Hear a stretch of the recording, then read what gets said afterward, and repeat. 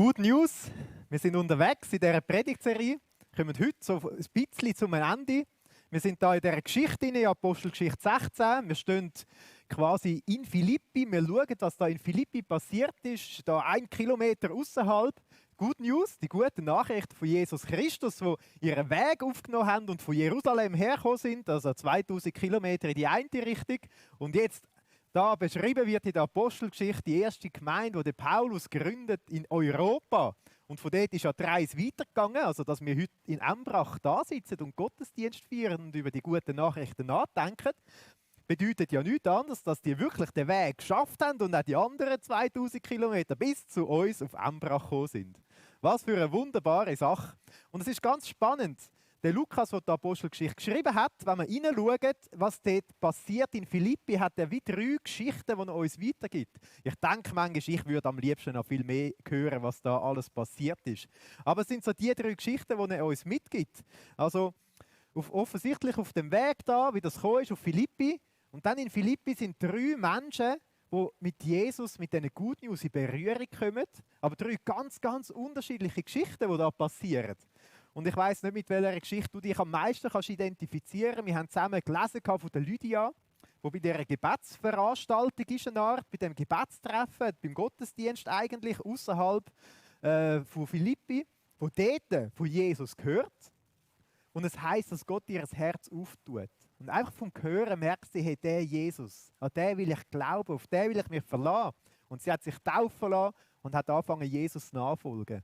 Wir haben eine Geschichte gehört von dieser Sklavin, von dieser Frau, die besessen war von so einem Wahrsagegeist und wo ein grosses Wunder an ihr passiert ist, also richtig frei geworden ist.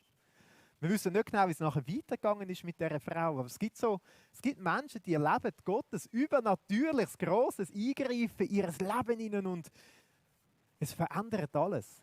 Und heute schauen wir an einer dritten Person über die Schulter, die uns da geschildert wird. Und zwar der Boss vom Gefängnis, der oberste Chef. Und manchmal fragt man sich, was passiert bei dem? Was muss bei dem passieren, dass der Jesus kennenlernen kann? Dass die Good News ihn erreichen? Das war ein Mann, wo man vielleicht denken würde, der interessiert sich doch nicht für Gott. Für Jesus. Rettung, der braucht doch keine Rettung. So wie es heute auch ganz viele Menschen gibt.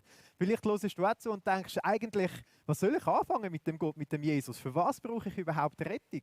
Und ich glaube, dem Gefängnisdirektor, dem ist es ganz ähnlich gegangen. Der war wahrscheinlich ein älterer Herr, ein Kriegsveteran. Philippi ist ja eine römische Kolonie. Und das war üblich, dass irgendein Offizier oder so dann den Posten bekommen hat als ein Gefängnisdirektor. Also ich kann mir vorstellen, dass das ein Mann war, der stolz ist auf seine Verdienste, die er hatte und sich auf das abgestützt hat. Aber wahrscheinlich auch ein Mann, der stolz war auf seine Stellung, die er hat. Als Gefängnisdirektor war auch der Vorgesetzte von mehreren Mitarbeitern, hat eine angesehene Arbeit gehabt eigentlich. Vielleicht war er auch ganz stolz auf die Macht, die er hat. Die Macht, der hat schon gewusst, wenn der die Türen zuschliesst bei den Gefangenen, dann sind die weggesperrt. Dann sind die quasi verloren. Dann sind die im dunklen Loch unten. Er hat aber auch die Macht, um die Türen aufzuschliessen und zu sagen, hey, da ist Freiheit. Und die Leute dürfen die Freiheit rausgehen. So Macht über andere Menschen. Ich weiss nicht, was der Gefängnisdirektor umgetrieben hat, aber der hat so Macht, Verdienste, der hat Sachen gehabt in seinem Leben. Man sich fragt, wieso sollte der Jesus brauchen? Aber wenn wir da lesen in der Apostelgeschichte 16, super spannend, was da passiert. Und es ist wirklich interessant, wie Gott eigentlich alles völlig umkehrt. Da ist der Paulus und der Silas, die im Gefängnis sitzen, ungerecht verurteilt, weil sie von Jesus erzählt haben. Weil sie das Reich Gottes gebracht haben. Die 2 im tiefsten Gefängnis, die eigentlich denken, die brauchen jetzt Rettung. Und da ist der Kerkerboss, wo man denkt, der ist ein gestandener Mann. Ruhmreiche Vergangenheit. Macht. Höhere Stellung. Aber es ist interessant, wie Gott alles umkehrt. Nämlich der Mann, der all das hat, das ist der am Schluss Rettung braucht. Und die 2, die im Loch unten sitzen, im Gefängnis, die sind die Rettung bringen, die zeigen, wie die Rettung funktioniert. Es ist schon interessant, wie das umgekehrt wird. Aber es ist auch erstaunlich, dass eigentlich da, wenn wir da in Philippi sind, in dieser Geschichte rein, dass es nötig ist, dass Gott das Ganze so richtig zünftig durchschüttelt. Also das ganze Leben, die ganze Situation von dem Kerkerboss, die wird so richtig durchgeschüttelt. Und ich glaube, für den in dieser Situation ist es schrecklich gewesen. Und ich frage mich manchmal, wieso ist es nötig, dass Gott Menschen muss durchschütteln, bis sie offen werden für die gute Nachricht? Ich wünsche für alle, dass wir so Lydias dürfen sein, die hören von Jesus und dann unser Herz auftun und er darf einen Platz bekommen und wir nicht dürfen kennenlernen. Einfach vom Hören auf. Aber manchmal gibt es auch Menschen, ich weiß es nicht, die müssen durchgeschüttelt werden. Irgendwie ist es nötig. Also auf jeden Fall, wenn ich da mir überlege, auch jetzt in der Zeit, wo wir leben, es gibt ja viele Gründe, wo man sich überlegt, wieso ist die ganze Corona-Pandemie gekommen. Und wenn ich das theologisch betrachte, es gibt zwei gute Gründe, wo man kann sagen, wieso dass Gott das zulässt oder wieso dass Gott noch nicht beendet hat. Und einer von diesen Gründen ist, weil Gott Menschen wachrütteln. Wachrütteln und schütteln und sagen, hey, die Krücke, wo du dich daran festhältst, deine Macht, deine Verdienste, deine Sicherheiten, das ist alles weltliche Sachen, aber das kann wackeln. Du brauchst etwas anderes, du brauchst mich. Und ich wünsche niemandem, dass er so durchgeschüttelt und durchgerüttelt wird. Aber wenn es so ist, dann ist das eine riesige Chance, zu merken, es gibt jemanden, wo ich mich daran festheben kann und wo ich Rettung haben kann. Nämlich Jesus. Jesus. Wir wollen miteinander den Text lesen. Es ist ein längerer Text. Ich lese alle Verse. Lesen wir die zusammen. Ihr könnt da mitlesen oder die wenn ihr Bibel habt. Apostelgeschichte 16, ab Vers 23 lesen wir, wie der Kerkerboss da so durchgeschüttelt worden ist. Wie die ganze Welt für ihn durchgeschüttelt worden ist. Fangen wir an im Vers 23. Und als sie ihnen, da ist der Paulus und der Silas gemeint, und als sie ihnen viele Schläge gegeben hatten, warfen sie sie ins Gefängnis und befahlen dem Kerkermeister, sie sicher zu verwahren. Es ist noch interessant, dass das so betont ist, viele Schläge. Also man muss sich vorstellen, der Paulus und der Silas sind da verurteilt worden, ohne dass es eigentlich wirklich einen Anklagegrund gegeben hat. Und man hat sie richtig ausgepeitscht auf den Rücken. Man hat ihnen Kleider vom Leib gerissen, heisst es, und dann hat man sie geschlagen, bis es blutet hat, bis die Haut aufgegangen ist. Bis sie Striemen hatten und dann ist es noch weitergegangen. Es sind viele Schläge gewesen. Und jetzt der Kerkermeister, dieser warf sie, als er solchen Befehl empfangen hatte, in das innere Gefängnis und befestigte ihre Füße im Block. Das innere Gefängnis, das wird wahrscheinlich ein unterirdischer Raum sein, ohne Tageslicht.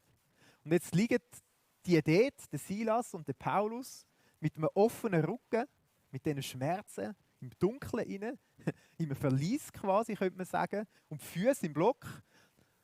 Das kann sehr gut gewesen sein, dass man bei diesem Block die Löcher sehr weit auseinander gemacht hat, dass man möglichst unbeweglich und unbequem hat müssen dort sitzen, liegen. Also das ist wirklich keine coole Situation gewesen. Und dann geht es aber weiter, das ist so eine von diesen unglaublichen Wendungen in dieser Story. Um Mitternacht aber beteten Paulus und Silas und Lob sangen Gott. Und die Gefangenen hörten ihnen zu. Also es ist interessant, die haben gebetet dort miteinander, das kann ich mir noch gut nachvollziehen. Aber sie haben auch Lob gesungen. Das ist ein Punkt, wo wir nachher noch genau hinschauen. Wieso haben die da Lob gesungen, Gott, mitten in dem Gefängnis? Plötzlich aber geschah ein großes Erdbeben, sodass die Grundfesten des Gefängnisses erschüttert wurden. Und sofort öffneten sich alle Türen und aller Fesseln lösten sich. Wieder so eine unglaubliche Wendung in dieser Geschichte. Und dann heißt es weiter, als aber der Kerkermeister aus dem Schlaf erwachte und die Türen des Gefängnisses geöffnet sah, zog er das Schwert und wollte sich umbringen, da er meinte, die Gefangenen seien entflohen. Das ist eine logische Schlussfolgerung. Dann geht alles auf, die Gefangenen hauen ab. Und für den Kerkerboss hat das nichts anderes bedeutet, als dass er mit seinem Leben eigentlich dafür haftet, für dass die wirklich sicher verwahrt sind. Also der hat damit müssen rechnen, dass er selber verurteilt und hingerichtet wird. Und er hat dem zuvorkommen, er hat das wahrscheinlich nicht über sich ergehen lassen. Was für eine grosse Not, wo der da drin war. Aber es steckt nochmal ein Punkt da drin. Es kann sein, dass er das nicht nur für sich hat machen, sondern sogar für seine Familie. Weil wenn einer dann verurteilt wird und hingerichtet wird, bedeutet das auch, dass der ganze Besitz eigentlich weggenommen wird und über andere dann übergeben wird. Und vielleicht hat er gedacht, wenn ich mich da selber umbringe, dann ist es wie schon erledigt. Und meine Familie kann den Besitz behalten. Es gibt dann gar kein Gerichtsurteil. Es könnte sein, dass der Mann in der Nacht gedacht hat, ich bringe mich um für meine Familie. Dass die wenigstens noch das hat, wo dann noch vorig bleibt. Paulus aber rief mit lauter Stimme und sprach: Tu dir kein Leid an, denn wir sind alle hier. Wieder so eine komische, eigentlich unerwartete Situation. Und jetzt der Kerkerboss, er aber forderte Licht. Da hat es offensichtlich noch irgendwelche Angestellte schon rum in der Nacht. Und sprang hinein. Und zitternd fiel er vor Paulus und Silas nieder. Er hat offensichtlich gespürt, da ist irgendetwas Größeres im Gang. Und er führte sie heraus und sprach: Ihr Herren, was muss ich tun, dass ich gerettet werde? Was hat doch der mit Rettung gemeint? Ich könnte mir vorstellen, so im ersten Moment einfach, wie komme ich aus dem ganzen Schlamassel da wieder raus? Aber vielleicht hat er auch gespürt, dass wirklich etwas Größeres im Gang ist und hat das umfangreicher gemeint. Wie kann mein ganzes Leben gerettet werden? Sie aber sprachen: Glaube an den Herrn Jesus und du wirst gerettet werden, du und dein Haus. Das ist, Glaube an den Herrn Jesus. Der Paulus und der Silas stellen ganz klar, der einzige Herr, das sind nicht wir, sondern das ist Jesus. Er soll der Herr sein. Und du kannst gerettet werden, du, aber auch andere Leute in deinem Haus, ihr könnt gerettet werden. Da werden wir auch noch ein bisschen anschauen, was ist mit dieser Rettung eigentlich genau gemeint. Und es geht dann weiter. Und sie redeten das Wort des Herrn zu ihm, samt allen, die in seinem Haus waren. Also sie haben ihm dann das alles erklärt. Irgendwo draußen, wahrscheinlich vielleicht sogar in der Dunkelheit mit allen Striemen auf dem Rücken. Und er nahm sie in jener Stunde der Nacht zu sich und wusch ihnen die Striemen ab. Und er ließ sich taufen. Und alle die Seinen sogleich. Und er führte sie hinauf in sein Haus, ließ ihnen den Tisch decken und jubelte. An Gott gläubig geworden mit seinem ganzen Haus. Was für eine erstaunliche Geschichte, was da abgeht. Völlig unerwartet. Aber der Gefängnisdirektor, der steht im riesigen Dilemma in dem Moment. Ich meine, seine Pflichten, die er hat. Einerseits als Gefängnisdirektor, aber andererseits jetzt auch als Glaubensgeschwister von Paulus und Silas. Wie kommt er aus dem Dilemma raus? Als es aber Tag geworden war, sandten die Hauptleute, das sind die Prätoren, also die Stadtobersten, die die Stadt regiert haben, die sandten die Rutenträger. Das sind die Liktoren, das sind die das Urteil vollstrecken, wo sie auspeitscht haben auch, und sagten: Lass jene Menschen los. Wahrscheinlich haben sie gedacht, wir haben keine Anklagegründe und Strafe ist genug, oder ich weiß auch nicht aus welchen Gründen. Der Kerkermeister aber berichtete dem Paulus diese Worte. Der wird erleichtert gewesen sein. Die Hauptleute haben hergesandt, damit ihr losgelassen werdet. So geht denn jetzt hinaus und zieht hin in Frieden. Was für eine coole Lösung. Paulus aber sprach zu ihnen: Nachdem sie uns, die wir Römer sind, öffentlich unverurteilt geschlagen, haben sie uns ins Gefängnis geworfen und jetzt stoßen sie uns heimlich aus. Nicht doch, sondern lass sie selbst kommen und uns hinausführen. Die Rutenträger aber meldeten diese Worte den Hauptleuten und sie fürchteten sich, als sie hörten, dass sie Römer seien. In der damaligen Zeit war das juristisch ein wichtiges Argument, dass jemand die römische Staatsbürgerschaft hat. Und sie kamen und redeten ihnen zu und führten sie hinaus und baten, dass sie aus der Stadt gehen möchten. Als sie aber aus dem Gefängnis herausgegangen waren, gingen sie zu Lydia. Und als sie die Brüder gesehen hatten, ermahnten sie und zogen weg. Also offensichtlich ist der Paulus und der Silas wirklich da rausgeführt worden. Ihre Ehre ist wieder hergestellt gewesen, aber sie sind nicht einfach aus der Stadt gegangen, sondern sind zuerst ins Haus von der Lydia, wo die Gemeinde war, haben dort ihre Brüder und Geschwister die ermahnt oder ermutigt, wie es auch könnte heißen, und tröstet, und dann sind sie weitergegangen.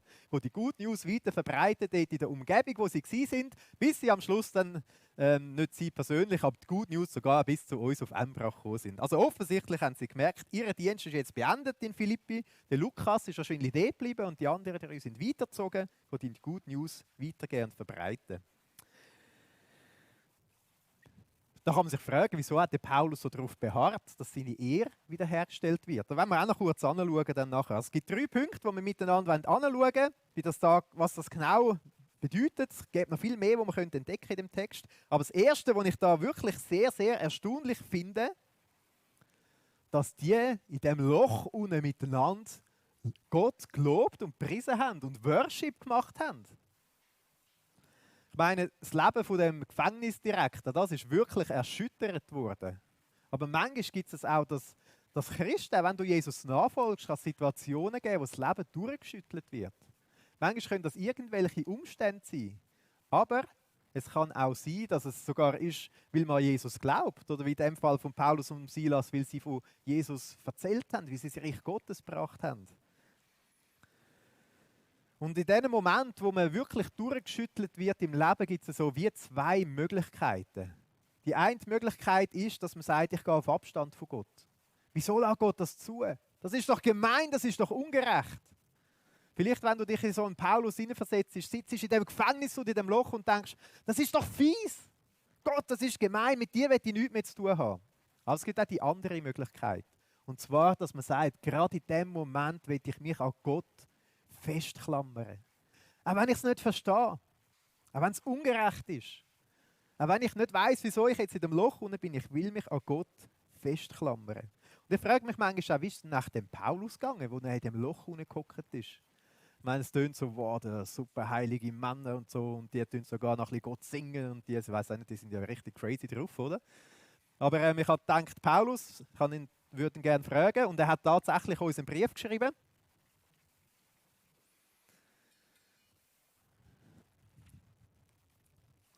Das ist noch das Gute an der Bibel. Man findet ganz viele Briefe, die der Paulus schreibt. Und ich will das gerne vorlesen, wie es da dem Paulus gegangen ist. Er schreibt da im 2. Korinther: Wir wurden geschlagen und ins Gefängnis geworfen. Mehr als einmal standen wir schutzlos einer aufgebrachten Menschenmenge gegenüber. Wir haben gearbeitet bis zur Erschöpfung, schlaflose Nächte ertragen und gefastet. Unser Herz ist voll Leid. Der hat gewusst, was Leiden bedeutet. Und dann schreibt er, und doch erleben wir ständig neue Freude. Wir sind arm. Also ärmer als im Gefängnis, im Dunkeln, mit einem zerschlagenen Rücken, mit den Füßen im Block, ohne irgendwelche Rechte. Ärmer kann man nicht mehr sein. Aber er schreibt, wir sind arm, aber wir machen andere reich. Okay. Wir besitzen nichts und haben doch alles. Erstaunlich. Äußerlich die Ärmsten ohne etwas, aber innerlich irgendwie doch reich. Interessant. Das ist die Möglichkeit, die wir haben, wenn man durchgeschüttelt wird und im dunklen Loch sitzen, in einem dunklen Tal. Wir können sagen, nein, wir wollen uns von Gott distanzieren. Oder wir können sagen, nein, gerade jetzt will ich mich an Gott festklammern. Und sie haben ja dann gebetet, wahrscheinlich Hilferufe zu Gott. Aber sie haben auch Gottlob gesungen. Das Wort, das dort steht, das wird oft auch gebraucht im Zusammenhang von den Hallel-Psalmen, wo die Juden zu verschiedenen Situationen gesungen haben, wo sie zum Beispiel auch zum Passafest gesungen haben. Also Jesus wird die Psalmen gesungen haben mit seinen Jüngern, kurz bevor er hingerichtet worden ist. Psalmen 113 bis 118. Und wenn man sich vorstellt, dass vielleicht der Paulus und der Silas genau die Psalmen gesungen haben, weil sie die ja gut auswendig kennt haben in dieser Situation, dann ist das schon sehr erstaunlich. Ich habe ein paar von diesen Psalmen, von diesen Versen rausgeschrieben. Also ich weiß nicht, wie das tönt hat. Wahrscheinlich mit wackeliger Stimme. Im Psalm 116,3. Vielleicht hat es etwa so getönt. Der Tod hatte uns bereits in seine Hand nach mir ausgestreckt. Vielleicht haben sie noch geschluchzt. Die Schrecken des Grabes griffen nach mir. Ich sah keinen Ausweg mehr. Da rief ich den Namen des Herrn an. Herr, errette mich! Psalm 114,7 heißt: Erbebe Erde vor dem Herrn, vor dem Gott Israels. Oder Psalm 118: Ich werde nicht sterben, sondern leben, um zu erzählen, was der Herr getan. Oder Psalm 118, Vers 6: Der Herr steht zu mir. Dann haben sie sich vielleicht gefragt: Wo bist denn du, Gott? deshalb fürchte ich mich nicht. Was können mir Menschen anhaben? Oder Psalm 115. Der Herr denkt an uns und wird uns segnen. Das sind so Psalmen, die da vorkommen, wo sie vielleicht gesungen haben in dieser dunklen Stunde. Und es heisst interessanterweise, dass die anderen Gefangenen das gehört haben. Die werden es kaum verstanden haben auf Hebräisch. Aber offensichtlich haben sie gemerkt, da ist irgendeine Realität da, gegenwärtig in dem dunklen Loch, wo man nicht sieht. Wo irdisch nicht erklärbar ist. Wo grösser ist. Wo mächtiger ist. Wie gut ist es, wenn man sich auch mit Worship einfach an Gott klammern kann. Gott zu loben und zu preisen, das ist so wie eine Realität, das ist so wie der Himmel, der in die dunkelste Stunde reinkommt. Ich denke manchmal, wenn wir zusammen da Lobpreis machen, vielleicht kommst du manchmal hier und denkst, jetzt habe ich einfach keine Lust, mein Herz ist nicht danach. Aber es ist wie der Himmel, wo wir in eine Situation hineinholen, wo uns plötzlich bewusst wird, das ist etwas Größeres. Das ist so etwas Mächtiges.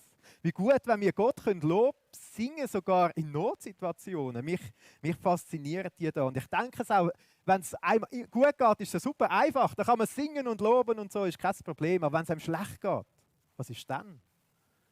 Was ist dann? Und ich will da lernen von Paulus und vom Silas, vielleicht gerade in diesem Moment. Ein Lobpreislied vornehmen. Vielleicht eins, das man auswendig kann, wo man zusammen auch immer wieder singt, wo auch in den Sinn kommt. Und das Singen, um sich bewusst zu machen, stopp, das ist eine andere Realität. Stopp, ich bin zwar arm, aber trotzdem reich. Ich habe jetzt zwar nichts, aber trotzdem, mit Jesus habe ich doch alles.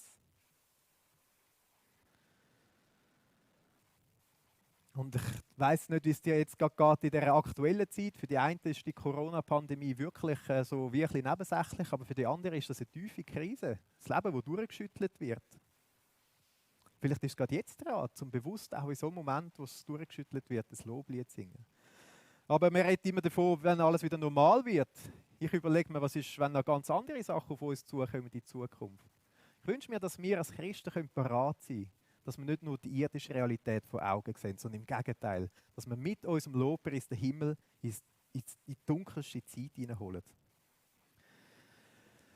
Ein anderer Punkt, der ganz zentral ist in diesem Bibeltext, ist die Rettung. Es ist interessant, wie das da gebraucht wird. Die Rettung ist etwas absolut Zentrales. Und es wird da mega deutlich aufgeführt, was alles zu dieser Rettung gehört. Und das Erste, was da eigentlich uns aufleuchtet, ist die Verlorenheit. Der Gefängnisboss, der da ist und merkt, jetzt ist er einfach verloren. Rein irdisch gesehen, merkt er ist verloren, sein Leben ist verwirkt. Aber der Paulus und der Silas, die dann auf eine ganz andere Ebene gehen und ihm zeigen, ja, nicht nur das irdische Leben ist verloren, sondern auch das ewige Leben ist verloren. Und ich glaube, der Gefängnisdirektor ist einer, der das super gut verstanden hat. Weil der hat gewusst, wenn er selber an einem zum Tod verurteilten die Türen zubeschliesst, dann ist der verloren. Dann gibt es keine Hoffnung mehr. Dann gibt es keine Lösung mehr. Dann ist einfach alles vorbei. Aber wenn er die Türen aufschließt und jemand in Freiheit entlassen werden, dann ist alles wieder möglich. Also der Kerkerboss, der muss gewusst haben, es gibt eine Verlorenheit, aber es gibt auch eine Rettung davon. Der hat es ja selber so auf der irdischen Ebene quasi immer wieder aufgeführt. Und er fragt dann, was muss ich tun, um gerettet zu werden? Und der Paulus hat es ihm dann vielleicht mit diesen Worten erklärt, ja, am Ende der Welt, wenn wir mal vor dem Thron von Gott stehen, dann gibt es auch eine Verlorenheit, wo man weggeschlossen ist von Gott. In einem dunklen Loch unten, wo Jesus darüber sagt, dort wird sie heulen und die Zähne klappern. Und wenn man sich überlegt, wie der Paulus und der Silas haben die Hölle durchmachen in dem Loch unten, dann wird das noch viel mehr Hölle sein. Und gleichzeitig redet ja Jesus auch davon, dass es ein Gerettetsein gibt. Ein Gerettetsein. Das Zweite, was da absolut zentral ist, dass der Paulus und der Silas von dieser Rettung erzählt haben. Also die haben nicht lange gewartet und haben ihnen gesagt, ja, glaub an Herr Jesus. Dann wirst du gerettet werden. Und alle anderen im ganzen Haus, die es glauben, werden auch gerettet werden. Und wir lesen, wie sie dann in der gleichen Nacht das ihnen alles erklärt haben. Also wir können uns vorstellen, wie die dann dort waren und das ihnen erzählt haben. 1-2 Stunden lang haben die in der Nacht da ein Teaching gemacht miteinander. Und dort muss ganz klar rauskommen, zentral vom Ganzen ist Jesus Christus. Glaub an Herr Jesus. Bei Jesus, dort ist die Rettung. Sie werden in der Nacht von dem Jesus erzählt haben, wie Jesus auf die Welt gekommen ist als Gott, wie Gott selber auf die Welt gekommen ist. Sie werden erzählt haben, was Jesus da hat auf dieser Welt, wie er Wunder da hat, wie er Macht hat. Über alles, über Krankheiten, über finstere Macht, über die Natur, über Leben und Tod. Sie werden erzählt haben, wie Jesus gestorben ist, wie er auferstanden ist und wie er jetzt im Himmel ist. Und dann sagen sie ihm, glaub daran und du wirst gerettet werden. Glaub daran und du wirst gerettet werden. Mit dem Glauben, das ist ganz interessant, ist nicht einfach gemeint für wahr halten, sondern es ist wirklich, wenn man in einer Notsituation ist und gerettet werden muss, dann hat das auch damit zu tun, dass man daran glaubt und danach handelt. Dass man dann Taten folgen lässt. Ich stelle mir das so vor, wie ein Mensch, der in einem brennenden Haus steht. Und rundum ist Feuer und Rauch. Und heutzutage findet so Rettungen ja auf absolut professionelle Art und Weise statt. Ich habe vorher gerade herausgefunden, dass es so Rettungsglocken gibt, die man dann bringen kann und dass man den Rauch zuerst wegbläst. Aber nehmen wir an, es läuft nicht so professionell ab. Und irgendein Freund steht aus und sagt, hey, da kannst du rauskommen, da ist das Fenster, komm! Und du stehst rein dort und denkst, ja, ich glaube dem, der hat recht. Und bleibst einfach stehen. Es ist wichtig, dass man es glaubt und danach handelt. Dass man die paar Schritte wagt und sagt, ja gut, ich komme in die Richtung. Und im Moment sieht es vielleicht, weiss man nicht, wie das funktionieren soll. Und dann kommt man aber raus. Dann kommt man tatsächlich raus aus dieser Verlorenheit und merkt, boah, das ist aber gut. Und genau so meinte Paulus, Glaube an Jesus bedeutet nichts anderes als, ja, ich will darauf vertrauen und ich will danach handeln, ich will Taten folgen lassen. So ein vertrauensvoller Gehorsam ist mit Glauben gemeint. Und manchmal denkt man, das tönt so alles so abgehoben, aber es geht da auch um Leben und Tod. Es ist wirklich auch eine Situation, wo es um Leben und Tod geht, und zwar um ewiges Leben oder ewigen Tod. Und ich finde es interessant, der Kerkerboss wird sich da voll damit identifiziert haben. Er hat gewusst, wenn jemand verloren ist, wenn es zugeschlossen ist, dann gilt es. Aber Jesus ist nicht nur wie ein Kerkerboss, der quasi die Türen aufschliessen kann, indem er selber das Urteil auf sich nimmt. Sondern er ist auch der das wirklich möglich gemacht hat, indem er uns retten will. Jesus, er ist der Retter für alle Ewigkeit, weil er unser Todesurteil auf sich genommen hat. Wenn ich mir das so vorstelle, wir Menschen sind doch die Gott den Rücken zukehren. Aber Jesus ist angegangen und hat seinen Rücken auspeitschen lassen für uns. Wir Menschen sind die in unserem Kopf schlechte Gedanken haben. Aber Jesus hat seinen Kopf angehebt, der mit der Dornenkrone zermalmt worden ist. Wir Menschen sind die mit unseren Händen böse Taten machen. Aber Jesus, er hat seine Hände durchbohren lassen. Wir sind die mit unseren Füßen in die falsche Richtung laufen, weg von Gott. Aber Jesus, er hat seine Füße als Kreuz annageln lassen. Wir sind echt die das Urteil verdient hätten. Aber Jesus hat sich selber hinrichten lassen. Für uns. Und will uns Vergebung zusprechen. Er hat das Urteil auf sich genommen, das uns zusteht, und sagt, du darfst frei sein von dem. Du darfst gerettet sein von dem Urteil. Du darfst in Ewigkeit bei Gott sein. Was für eine wunderbare Sache. Jesus hat nicht nur den Schlüssel in der Hand, sondern er hat auch alles möglich gemacht, dass so eine Freiheit möglich ist. Und der Paulus hat gesagt, wenn du das glaubst, aber auch alle anderen von deinem ganzen Haus, das ist eine gute Nachricht. Das gilt nicht nur dem Gefängniskerkermeister da, sondern allen Menschen. Ich frage mich manchmal, was muss bei uns passieren, dass wir das glauben dürfen? Dass wir es annehmen für uns selber. Sind wir so eine Lydia, die sagen, hey, ich habe es gehört und ich tue mein Herz auf für Jesus? Oder ist es nötig, dass Gott unser Leben durchschüttelt? Ich wünsche es niemandem. Aber dass Jesus uns rettet, das ist die beste Nachricht für jeden, der das jemals gehört. Und dann, was dazugehört, ist eine klare Entscheidung. Es heisst, glaube an den Herrn Jesus und dann wirst du gerettet werden. Also Paulus sagt, glaub daran und dann. Also du kannst dich entscheiden. Es ist nicht etwas, was automatisch passiert, wo man irgendwie gezwungen wird oder was auch immer, sondern eine persönliche Entscheidung. Im Römer 10,9 schreibt der gleiche Paulus, wenn du mit deinem Mund bekennst, dass Jesus der Herr ist und wenn du in deinem Herzen glaubst, dass Gott ihn von den Toten auferweckt hast, wirst du gerettet werden. Der Paulus wird der Kerkermeister gefragt, glaubst du das? Glaubst du, dass Jesus von den Toten verstanden ist? Und der wird genickt haben, ja, ich glaube das. Willst du Jesus zu deinem Herr machen? Zum Herr von deinem Leben? Und der Kerkermeister wird genickt haben, ja, ich will, dass Jesus mein Herr wird. Und dann hat er sich ja sofort taufen lassen. Das ist auch eine crazy Sache. Und was auch dazu gehört, was wir sehen, das ist eine riesige Freude aufgekommen. Also die hatten zusammen gegessen und es heisst, sie jubelten. Was für cool. Ich denke, das war nicht nur eine Glaubenstaufe, sondern es war vor allem auch eine freudige Taufe, die die da gefeiert haben miteinander. Und der Kerkermeister hat Jesus zum Herr gemacht. Er hat sofort so angefangen zu handeln, wie das Jesus von ihm sich auch wünscht. Also er hat ja den Paulus ihm nachher und dem Silas gerade den Rücken angefangen zu putzen, das Striemen putzen. Er hat sie nachher reingenommen in sein Haus. Er hat ihnen den Tisch gesteckt. Sie haben miteinander gegessen. Liebensdienst haben Gott sofort gefolgt. Rettung, etwas absolut Zentrales in dieser Story. Und der dritte Punkt, auch noch ganz spannend. Wieso hat der Paulus so viel Wert darauf gelegt, dass er zu seinem Recht kommt? Man könnte ja denken, der könnte ja ruhig ein bisschen demütiger sein, der Paulus. Als Christ muss man doch ein bisschen demütig sein.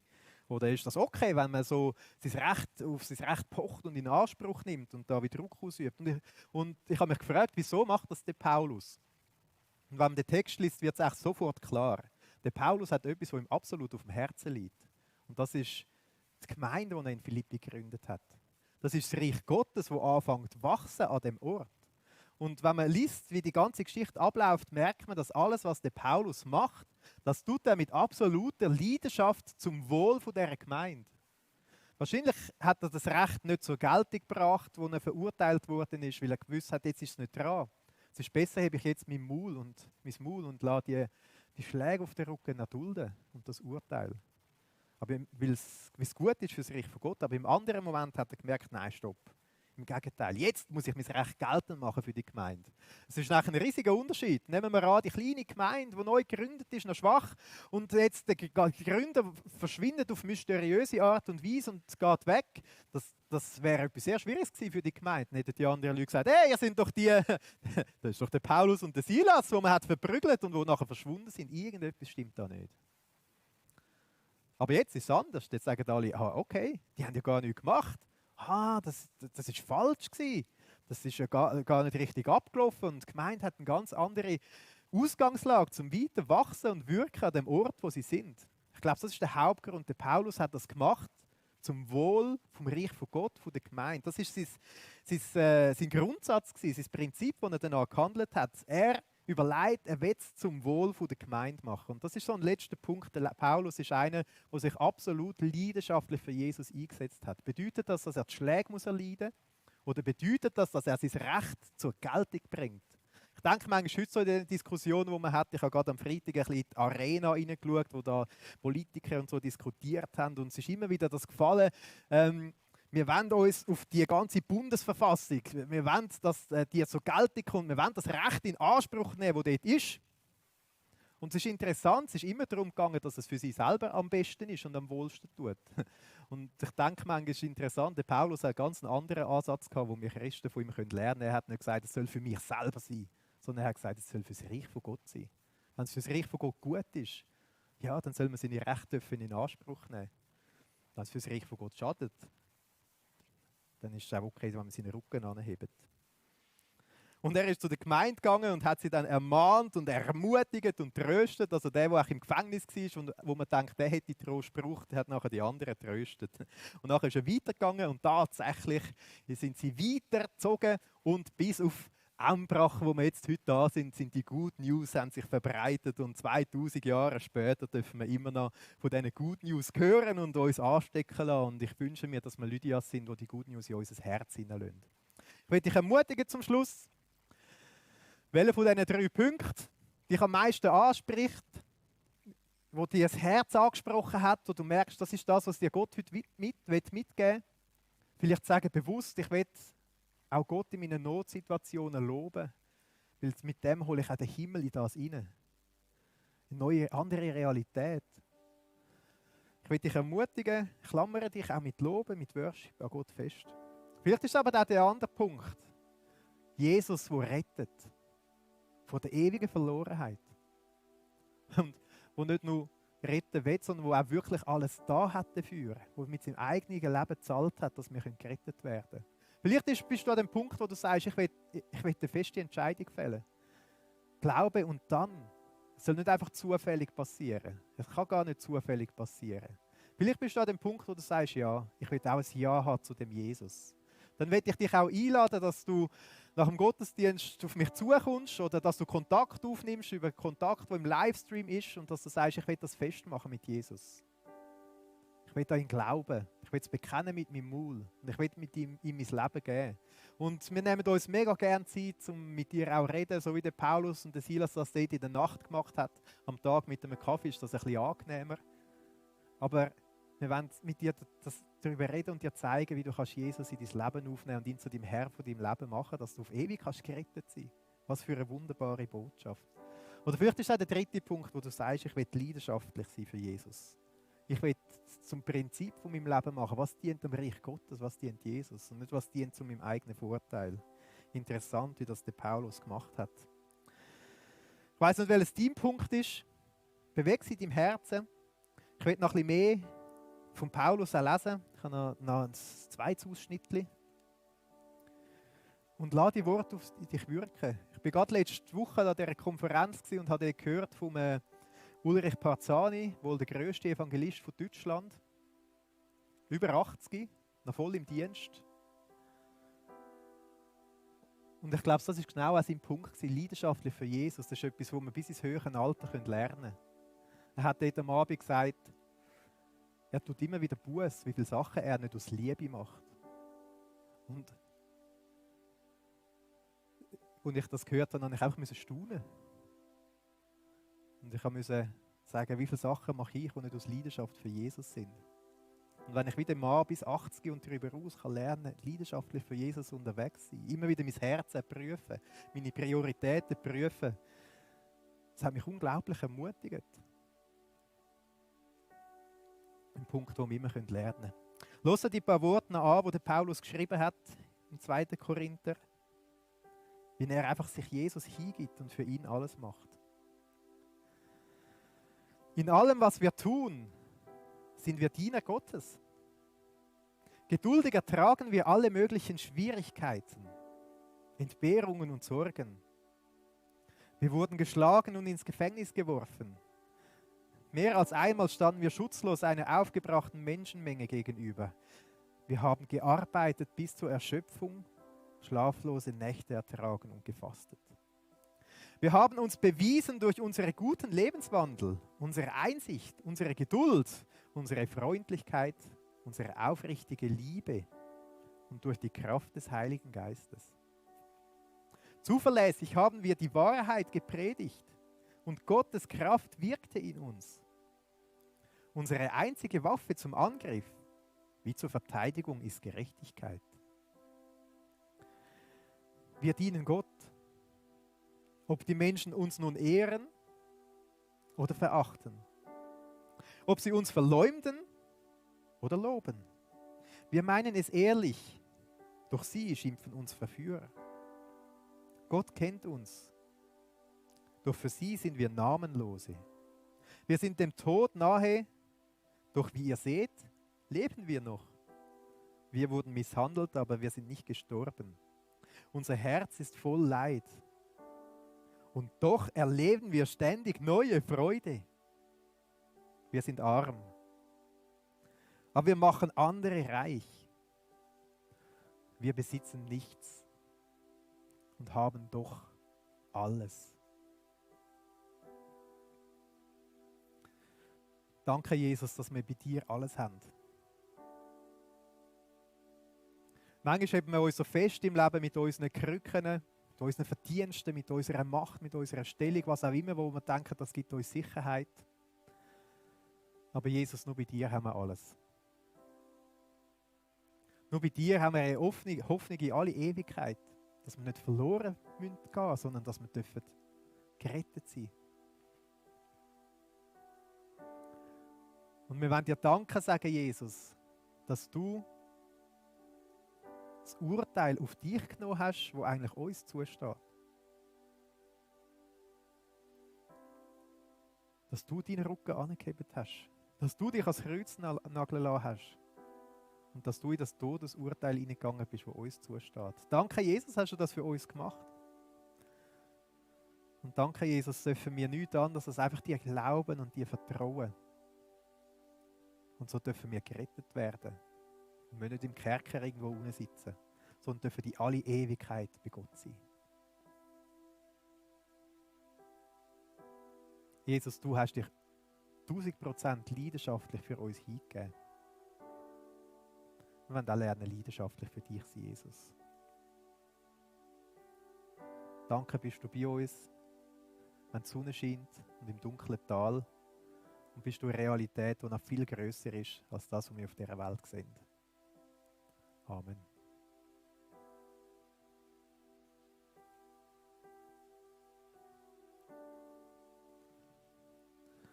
Lass uns zusammen Gott loben und preisen. Egal, ob wir im Gefängnis sind, da, Saal 1, Saal 2, daheim. Wir wollen seine Realität in unser Leben hineinholen, weil er ist da. Sein Himmel ist da und er uns am Wirken. Sein Reich ist da, sich am Ausbreiten.